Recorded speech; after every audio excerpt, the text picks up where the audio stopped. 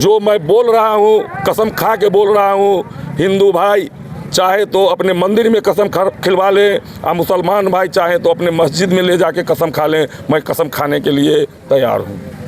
यहाँ पे और 6 कैंडिडेट है जो देखते कुछ भी संकल्प लेकर नहीं घूम रहे, लेकिन आप एक संकल्प लेकर किस लिए घूम रहे हैं? सबसे बड़ी बात है कि मैं पढ़ा लिखा इंजीनियर, 19 साल भारत के टॉप बहुदेशीय कंपनी में नौकरी करने वाला इंजीनियर हूँ। हमारी सोच है कि हमारे समाज का विकास कैसे होगा। हमारे समाज के विकास में जो भी पदाधिकारी बाधक है उस बाधक को रास्ते से हटा के और विकास की दरिया बहाएंगे। इस भरोसे पर जो हम चुनाव लड़ रहे हैं, लोग हम पर विश्वास कर रहे हैं। मैं लोगों को किसी के दादा थे, उनके 4 पोता हैं। पैसा वाला पोता अपने नाम से सर्वे करा लेगा और बिना पैसा वाला पोता जो है सड़क पर कोर्ट में वकील के पीछे थाना में मार पीट में उलझ जाएगा।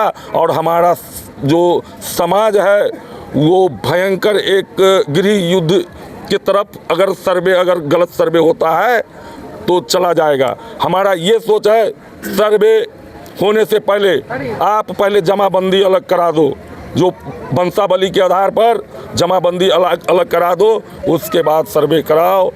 दोस्तों अभी हमारे साथ स्वर्गीय गणेश प्रसाद जी के पुत्र जो है, जो 28 वर्ष इनका पिताजी विधायक रहे हुए औराई से, लेकिन देखिए अभी लगातार फील्ड में घूम रहा है। 31 संकल्प लेके औराई में घूम रहा है। अभी देख रहे हैं कुछ दिनों से औराई विधानसभा क्षेत्र में हुजूम पर हुजूम निकाल रहा है। औराई विधानसभा क्षेत्र के हर एक गाँव में बाइक पर बैठ के घूम रहे हैं और वोट मांग रहे हैं। क्या हाल है आपका सर? हमारा हाल जनता मतदाता मालिक का आशीर्वाद, ज़्यादा से ज़्यादा आशीर्वाद मेरे पास है और वो 6 तारीख को वोट के अपने मतदान के रूप में साबित कर देंगे कि हमारे साथ कितने मतदाता मालिक हैं, कितना आशीर्वाद है, कितना मत पर प्राप्त हुआ है। और राय में देख रहे हैं आप ही का माहौल पूरा चल रहा है, क्या बात है? देखिए हम अब 31 बिंदु का संकल्प पत्र लेके संकल्पित होके विकास की बात करके भ्रष्टाचार से निजात दिलाने के लिए जो बरसों से शोषित वंचितों की बात करके उनकी बात करके जो लगभग वर्षों से जो चिर प्रत्याशित अतरार घाट पर पुल के निर्माण की बात चल रहा है। पुल का निर्माण तो शुरू हो गया है। उससे पहले दिसंबर 2026 से पीपा पुल से होते हुए औराई जाने का मैं व्यवस्था करवाऊंगा और वो पीपा पुल दिसंबर 2026 में बन के तैयार होगा, जिसके से होके cycle, motorcycle, car, jeep Aurai तक निर्बाध रूप से चलेगा। बरसात बाढ़ के टाइम में वो पीपा पुल जो है 2 या 2.5 महीना या बाढ़ के दिनों में बंद रहेगा, नहीं तो 365 दिन निर्बाध रूप से चालू रहेगा।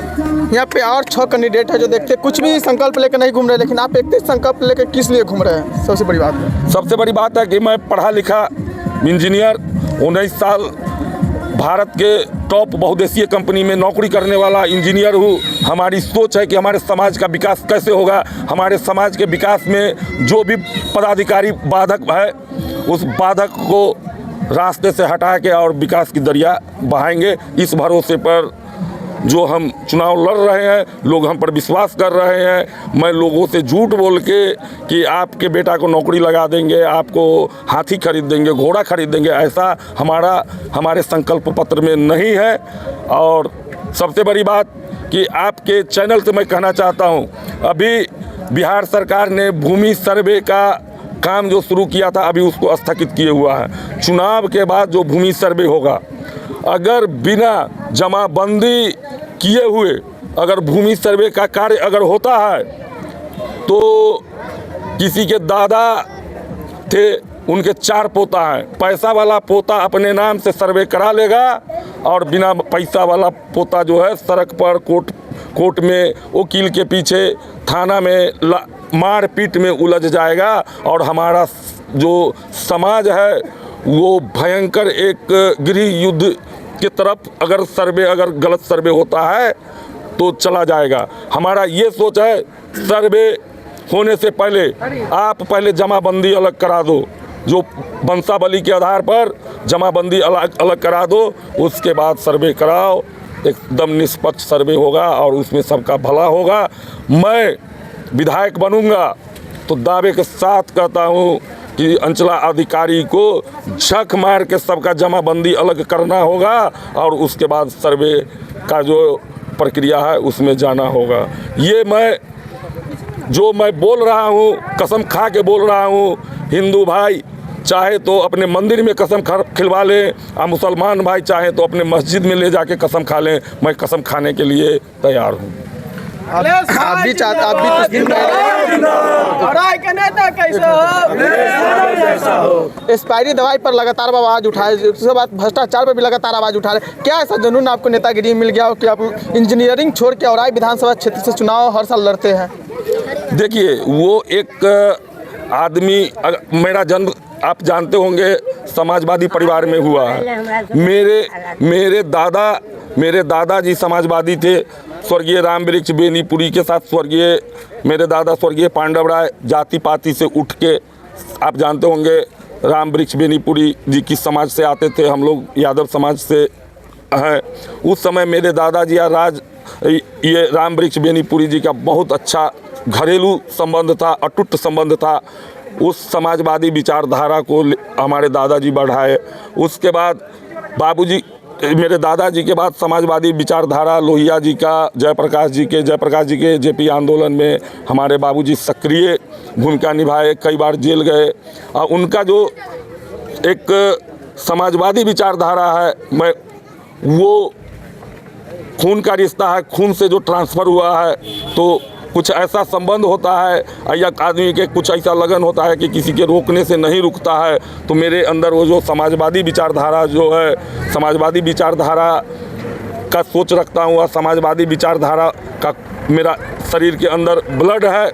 वो ब्लड जो हमें ये सब करने के लिए प्रेरित किया। गरीब गुरबे के बच्चे को दवा नहीं दिया गया क्योंकि उनका दो मंशा था। एक तो दवा सप्लाई लेके बड़े बड़े जो अफसर बैठे हुए हैं उसका पैसा कमाने का। यहाँ जो हॉस्पिटल में डॉक्टर बैठे हुए हैं उनकी मानसिकता है कि हॉस्पिटल से ज़्यादा दवा अगर किसी रोगी को देंगे तो हमको ज़्यादा काम करना पड़ेगा, ज़्यादा ड्यूटी करना पड़ेगा। पेशेंट को रोकने के लिए पेशेंट को दवा नहीं दिया गया, जो कि लगभग 5 करोड़ रुपया का एक्सपायरी दवाई औराई हॉस्पिटल में पकड़ाया। लगभग 6 साल हो गए हैं, ना उसका कोई जांच है। अफसर, मंत्री जो यहाँ के प्रतिनिधि हुए सब उस पर लिपापोती करके कुंडी मार के बैठे हुए हैं। अभी भी एक्सपायरी दवाई वाला गोदाम में ताला लगा हुआ है। उस समय के जो ड्रग इंस्पेक्टर थे मिस्टर सिरोही, उन्होंने सिविल सर्जन से परचेज बिल मांगा डेट वाइज, तो उनको बिल उपलब्ध नहीं कराया गया और उसको जांच टीम से उनको अलग कर दिया गया। अगर मुजफ्फरपुर के जिला पदाधिकारी के निर्देशानुसार सिविल सर्जन जो चोर था उसको जांच के लिए भेजा गया। कहावत है, दूध के रखवारी में बिल्ली को डाल दीजिएगा तो बिल्ली दूध का कितना रखवारी करेगी। उसी तरह से उस समय के सिविल सर्जन जो थे वो जांच को पे कोई कुछ ही भी नहीं किया। हम आरटीआई डाल के जांच का मांग किए, हमारे आरटीआई का जवाब भी नहीं दिया गया और इस तरह से जांच को अभी तक लिपापोती करके रखा हुआ है। अभी भी हो सकता है कि रजिस्टर में वो सब बैक डेट पे रजिस्टर फाड़ के, रजिस्टर जला के, बिल फाड़ के कंपनी, क्योंकि मिली भगत है, एक आदमी उससे मिला हुआ है। लेकिन जो एक्सपायरी दवाई का लिस्टिंग किया गया है, जो ड्रग इंस्पेक्टर और उस टीम के साथ जो लिस्टिंग किया गया है, वो लिस्ट हमारे पास है। इतना वो बिल बदल दे, वाउचर बदल दे, लेकिन उस समय के सिविल सर्जन और जो जांच टीमें आए थे सभी के दस्तखत के साथ उसका एक प्रति मेरे पास मेरे फाइल में पड़ा हुआ है। जब भी हमको मौका मिलेगा तो बंद पड़े दवा गोदाम का जांच करा के दोषी पर कानूनी कार्रवाई होगी। स्वर्गीय गणेश प्रसाद यादव जी आपके पिताजी रहे हुए हैं। भ्रष्टाचार उनको देखा नहीं जाता था। 24 घंटा के बाद 12 घंटा में रिजाइन करके वो चले जाते थे नौकरी।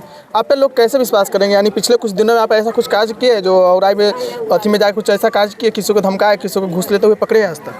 देखिए, नीतीश कुमार जो है अफसर शाह हैं, अफसर शाह के राजा हैं। वो जनता उनको चुन के राजा बनाया है, वो जनता के राजा नहीं है, वो अफसर के राजा है। जो अफसर कहता है वो सुनते हैं। हम अफसरशाही समाप्त करने के लिए अगर आप लोग हमको विधानसभा में चुन के भेजिएगा तो जो सरकारी काम के बाधा के एक्ट में जो जनता को या मीडिया सवाल पूछने वाले मीडिया पर जो झूठा मुकदमा जो होता है सरकारी नाम के बाधा का, उसका हर जिला में, बिहार के हर जिला में रिटायर जज का 5 सदस्यीय टीम बना के जब कोई पदाधिकारी सरकारी काम के बाधा में मुकदमा करेंगे तो जज के जो 5 सदस्यीय टीम होगा उसका जांच करेंगे। अगर सत्यता पाई गई तो मुकदमा होगा, नहीं तो झूठा मुकदमा का अनुशंसा करने वाले पदाधिकारी को निलंबित करके उसको डिमोशन किया जाएगा। अगर कोई दरोगा है तो उसको छोटा दरोगा बनाया जाएगा, और जो सीईओ है उसको सीआई बनाया जाएगा, और बीडीओ को सीधा कर्मचारी बनाया जाएगा। कैंडिडेट आया हुआ है, टिकट लेकर लड़ रहा है, किसी निर्दलीय भी है, उनसे आप कैसे निपटिएगा? हमको निपटने की ज़रूरत नहीं। हमारे जो आवाम, हमारे वोटर है, वो वोट से निपटेंगे। हम आप के मीडिया या किसी जगह मैं किसी भी पार्टी के प्रत्याशी के प्रति मैं टीका टिप्पणी नहीं करता हूं। कभी आप सुने नहीं होंगे कि मैं किसी प्रत्याशी के नाम से कोई टीका टिप्पणी मैं करता हूं। चुनाव के कुछ ही क्षण बचा हुआ है, क्या कहिएगा औराई विधानसभा की जनता को? कहेंगे कि 20 साल बनाम 5 साल, एक मौका दीजिए। काट का हड़िया बार बार नहीं चढ़ता है, एक बार मौका दीजिए, हम अपने आप को साबित करके बता देंगे। चलिए, हमारे साथ अखिलेश कुमार यादव जी थे। इनको पिताजी 28 वर्ष विधायक रहे हुए हैं, इनके दादाजी भी कुछ साल रहे। उस समय तो हम लोग छोटा से तो नहीं जानते, उस समय बताया जा रहा था कि एक भी भ्रष्टाचार कोई भी औराई में नहीं करता था, घुसखोरी नहीं करता था। लेकिन आप देखते हैं कि एक्सपायर दवाई और जितना तक हो सके उतना तक घुस लेते हैं औराई में। तो हमारा प्रयास कैसा लगा?